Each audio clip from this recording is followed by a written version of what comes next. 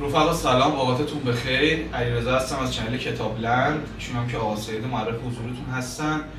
امروز با یک کتاب خیلی معروف اومدیم خدمتتون، کتاب شازده کوچولو اثر آقای آنتوان دو سنت اگزوپری. چرا میخندی؟ اون تیکه‌اشو کات می‌کنیم. آقا نمیشه، چجوری بخوای کات کنی؟ کات می‌کنم دیگه، واسش اینترو میاد. اینترو میاد دوباره از اول بریم بابا. 1 2 3.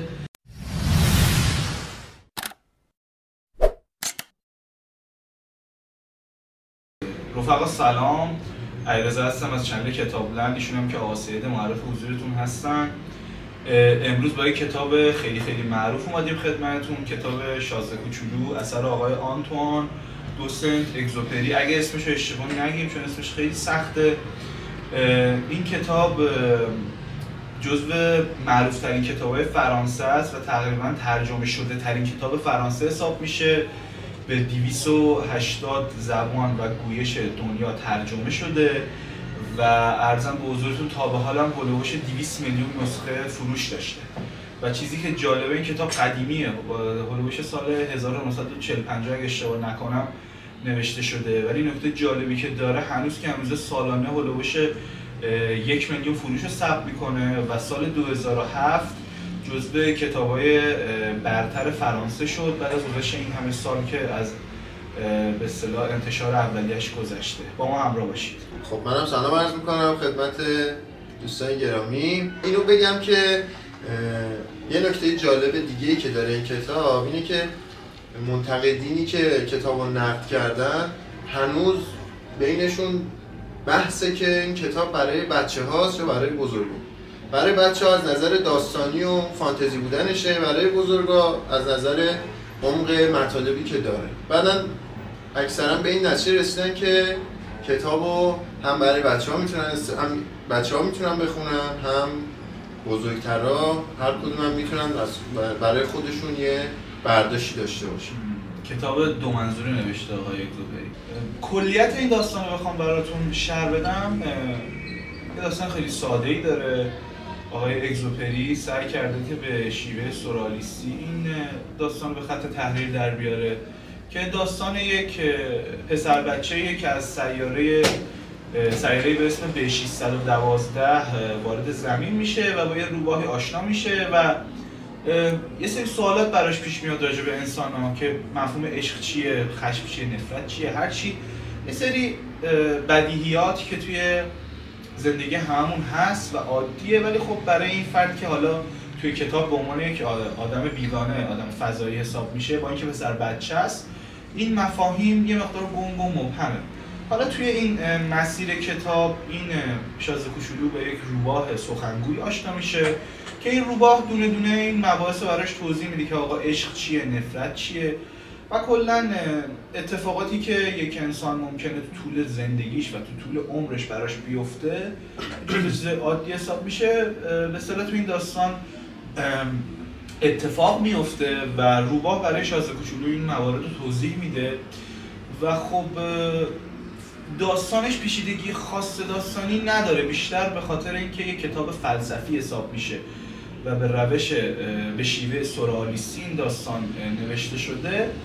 خیلی استر کرده، خیلی ترکونده. من خودم به شخص آدمیم که اصلا کتاب‌های فلسفی رو دوست ندارم و بیشتر توی بحث رمان و داستان اینجور چیزا مطالعه دارم. این کتابم صرفا به خاطر اینکه خب خیلی اسمش به اصطلاح ورد زبان‌ها بود تهیه کردم و مطالعه کردم، بعدش هم که حاصل مطالعه کردم. در خدمتتون هستیم. خب قضیه کلی کتاب اینه که این راوی قصه ما با هواپیماش از فکر میکنم اشتباه نکنم چون خیلی وقت پیش خوندم کتابو، از جنگ فرار میکرده یا یه همچین چیزی بوده. بعد با هواپیماش سقوط میکنه توی صحرای آفریقا. بعد از اینکه سقوط میکنه خودش زنده میمونه، هواپیماش خراب میشه. بعد خود شازده کوچولو اینجا وارد قصه میشه. اینجا صحبت میکنن و با یه سری درخواستا اینا با هم دیگه دوست میشن. شازده کوچولو قضیهش این بوده که آقا توی سیاره خودش خیلی به گیاها و اینا چیز میداده، خیلی اهمیت میداده، چیز میداده. اهمیت میداده و یکی از این گیاهایی که میکاره یا نمیدونم اونجا رشد میکنه یه گل رزی در میاد، عاشق اون میشه. شازده کوچولو سره خودش عاشق اون گل رز میشه.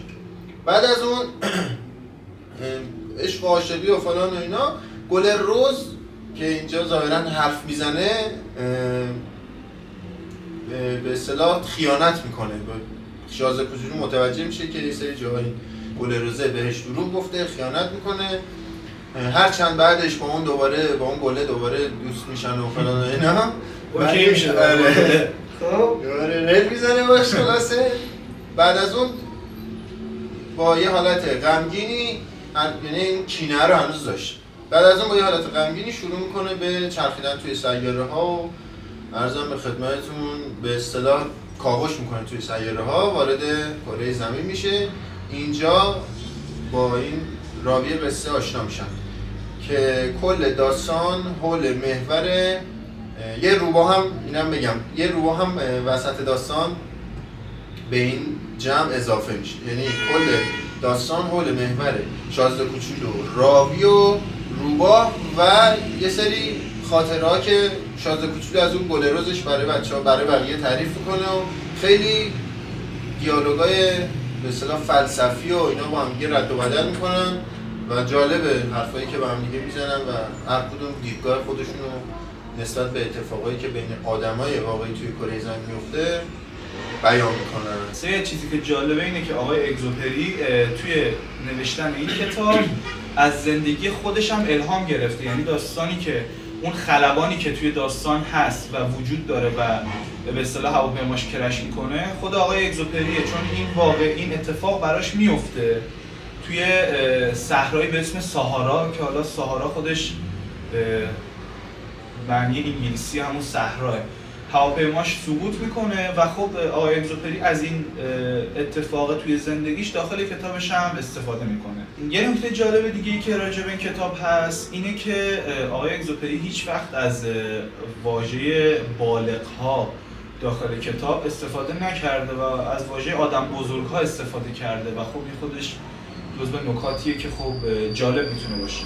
تصویرای داخل کتاب، اون نقاشی داخل کتابی که حالا ورژن اولیه‌اش بوده، الان همین کتابی که اینجاست ورژن اولیه‌اش نیست. خب اون کتابی که اول اومده و سبک کلاسیک خودش رو حفظ کرده، تصویرای داخلش همش کار خود آقای اگزوپری، خودش همه رو رسم کرده. پیام‌های اخلاقی این کتاب شامل چند تا نکات ساده است. نکته اولش اینه که این کتاب میگه که آقا ما باید از سیاره خودمون حفاظت کنیم، مثل روتین روزانه که صبح بلند میشیم، مسواک میزنیم، نختندون میکشیم، صورتمون رو میشوریم، شب هم همینطور. به همین منوال ما باید از سیاره‌مون هم محافظت کنیم و اون رو حفظ کنیم از خطراتی که خود ما انسان‌ها ایجاد کردیم براش. نکته بعدی که داخل کتاب میخواد به ما به اصطلاح برسونه کتاب اینه که آقا دیگران رو از روی گفته‌هاشون قضاوت نکنیم، بلکه به کارهایی که انجام میدن توجه کنیم. خیلی وقتا برای شما پیش اومده یه آدمی از گفته‌هاش تا عملش فرسخ‌ها فاصله بوده. نکته بعدی که کتاب به ما میگه که آقا یه سری از موضوعات مهم زندگیمون رو نمیتونیم با چشم ببینیم، یعنی نمیتونیم براش دلیل و برهان منطقی پیدا کنیم. یه سری از موضوعات رو باید با قلبمون ببینیم، با قلبمون حس کنیم، درک کنیم که خب برای هر کسی تو زندگیش پیش میاد که این موضوعات چی میتونه باشه. خب در آخر ویدیو رو با یکی از دیالوگای خیلی معروف کتاب به پایان میرسونیم.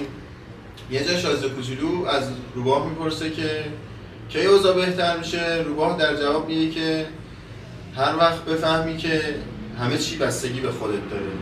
من خیلی ممنون که تا اینجای ویدیو با ما همراه بودید. امیدوارم که از این ویدیو خوشتون اومده باشه. کتاب شازده کوچولو واقعا کتاب خوبیه، حتما اگه تونستید مطالعه کنید، اگه نتونستید صوتیشو گوش بدید. لطفا ما رو سابسکرایب کنید، لایک یادتون نره. اوقاتتون بخیر. یا علی.